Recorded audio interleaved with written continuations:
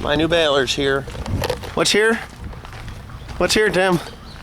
Oh, this kid is so thrilled. You know, when I was a kid and a new piece of equipment came, it was like the most wonderful thing. I was like on a high. But anyway, here it is.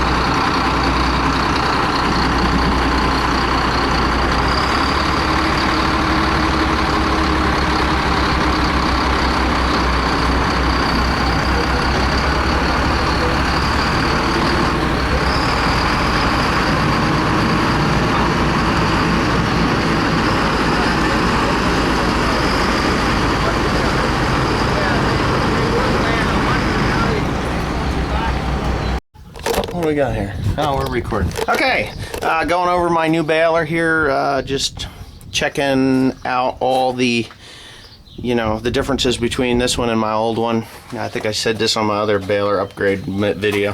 This is different, but I'm checking this out and I can see there's a difference in the shaft length here. Well, the reason being, they don't have the shaft in the groove. I just pulled that whole thing off of there. Now, if I'd have went to the field and that thing slipped off of there, I'd have had a hell of a mess. So anyways, I got to figure out how to get this pin out and slide her down onto the shaft and into the proper position. Mr. Tim here has gotten me exactly the right size wrench. And whoever put this thing together did not do it right. So we're just going to give them the jackass award at the Belgium plant for not putting this thing together right. I can see there's rust in it. The jackass award, right? Isn't that what I just said? Yes. Jackass award. All right, Tim, here's what I want you to do. Go in and get me a can of some kind of power lube or something. And I got rust built up in there, so I'm gonna have to lubrificate it and get it going. Okay, we greased her up a little bit to get off here. It's always good to go over a new piece of equipment because it could be, what is that television show called that I don't watch? Gone in 60 seconds? Oh. Because it could be gone in 60 seconds. You waited long enough for this. Yeah. Okay, so that's pretty simple. It's just some doofus did not do this. I cannot believe they missed this over there. There's grease in it. Oh yeah, look at it sputilating. But it wasn't on all the way? No, it was completely, they totally missed the mark with this thing. They lubed it, but they didn't insert it in the right spot. Yeah. You'd think the quality control might have picked that up, but oh look, it goes in and it goes out. Oh yeah, baby. Oh. Ew. Blue grease. Oh. It's goobies. Goobies. Okay, that should be. Gotta love that. We'll get Thanks to One Lonely Farmer maintenance crew. We caught it before it was a catastrophe. Well, if the food shits, wear it. I mean, if the shoe fits. Anyways, now it doesn't look so long and awkward. Cool. I don't like their blue grease because look, it's like nothing. It's crap. You got my thing all greasy. I lubricated it for you, Nothing Tim. wrong with that. Take a rag and it'll be I know. that much free of rust. Watch. Oh, come on. Stop that. Look what he did. What happened, Tim? Bad man. Okay, so I've averted disaster with that. little repair. I just want to show a couple more things. Miss Margie with her milker cans, you know, the old Surge milkers. Anyway, they changed the pitch of this flywheel for some reason. And it actually has a lower profile on the power takeoff shaft, which is going to cause me maybe a little bit of trouble because I'm going to have to pull that pin off, cut that off of there, lower it, and drill a new hole there, because I really just don't want to have a problem with it. So anyways, that's about it for down here. Yeah, shut that. No, I'm not going to shut it. There's no need to shut it. Before I was interrupted with this little minor problem that we've got there, and this thing was shipped that way from Belgium all the way there. Yeah, so that is beefier. They changed this stuffer. The stuffer forks are no longer straight edged, and I guess they figured they'd save on steel by cutting probably a quarter pound out of each one. And then they did this serration thing, I guess, so it inserts into the slice faster, easier, or some damn thing. Plunger Design. I hope it's a slightly bit different than what the old one was.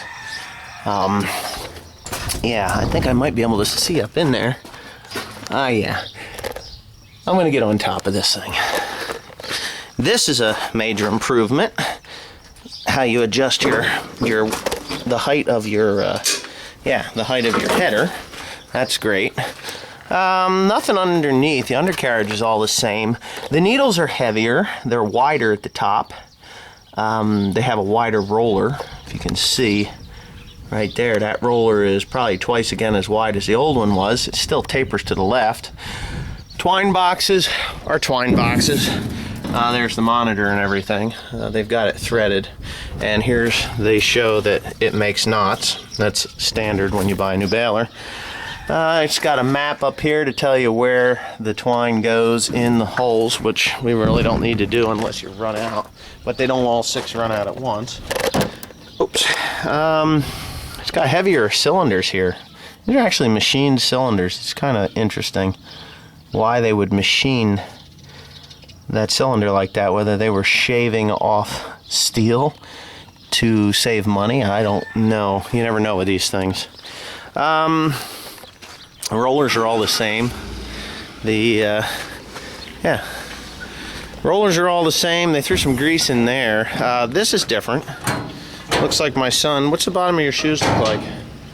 Well, looks like Timothy climbed up on there for some silly reason. Climbing up the other way. But instead of having the boxes under here where you have to open this up to get to them, they've made them on the back here a lot easier to deal with. You just throw 2 balls of twine in there, nice spares. I liked 4, but that's a little bit of a downgrade to me. Push that, Tim. Okay. So we open it up. This chain is exactly the same as what was on mine. They did not upgrade it on this one. The baler that I showed you before was a cutter model, so it had a heavier chain. Which isn't that gear different? No, it's all the same. Gear's the same. They did change this a little bit, which is good because I used to pinch my fingers in there if I had to clear anything, so that's nice.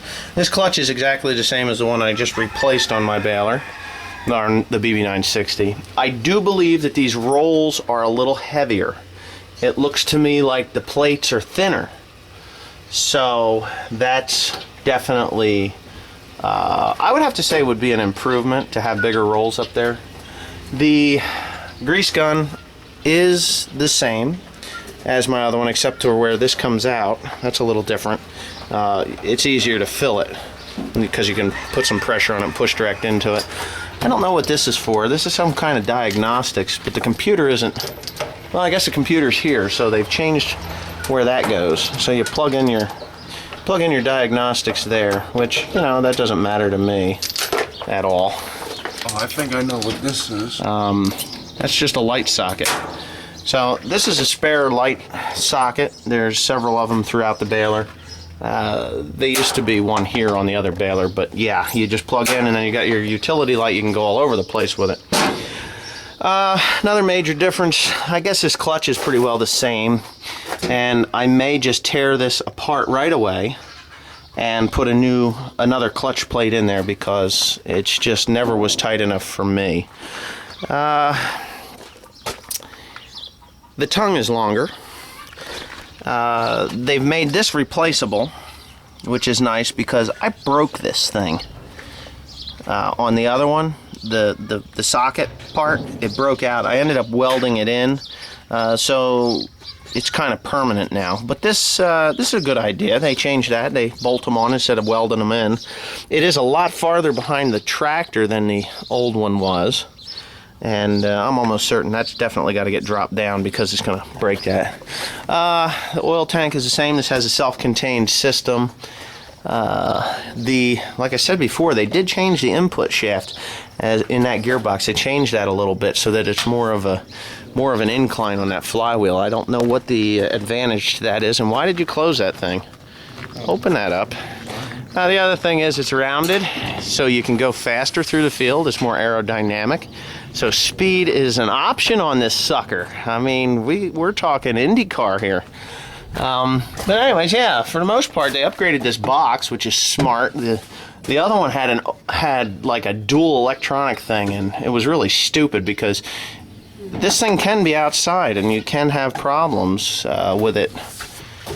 You know, you could have problems with water getting inside. So they actually put more bolts into it and put everything on the inside. I still think it's not as tight as it should be, but what am I gonna do? What other differences? Oh yes. Now I'm almost gonna have to climb in here, but I don't think I have to. Now, I had to weld plates on mine right there because of excessive wear. They've changed that. They've put wear plates in there. So they've chopped out that bail chamber. It obviously was a problem with my model, but they did. They welded them new plates in there, which is good. The plunger looks pretty much the same from down here. Looks pretty much the same from down here. I don't know. I'm going to climb on top. Hopefully it's open that I can just walk up there and get to it. Ooh. It's bolted fast. It's bolted fast? Yeah. Right here? Oh, it is bolted fast, so I can't get into the plunger, the top of the plunger. Oh, here's something neat, though. What is this? How the hell does that thing work? I think it's bolted fast. No, there's a handle there. What the hell is that thing for? That must come up somehow. Yeah. I don't know, but that's got something to do with the fans. It's got something to do with the fans. I'll have to read in the operator's manual. No, that's different. It's different. Unless it's... No, that's just bolted there. This is the bolt I need to remove to get to the top of the plunger. Anyway, yeah. I'll probably make a couple of videos on this thing before I'm done. Just to, just to show everything that's on it that's different. Anyways, thanks for watching.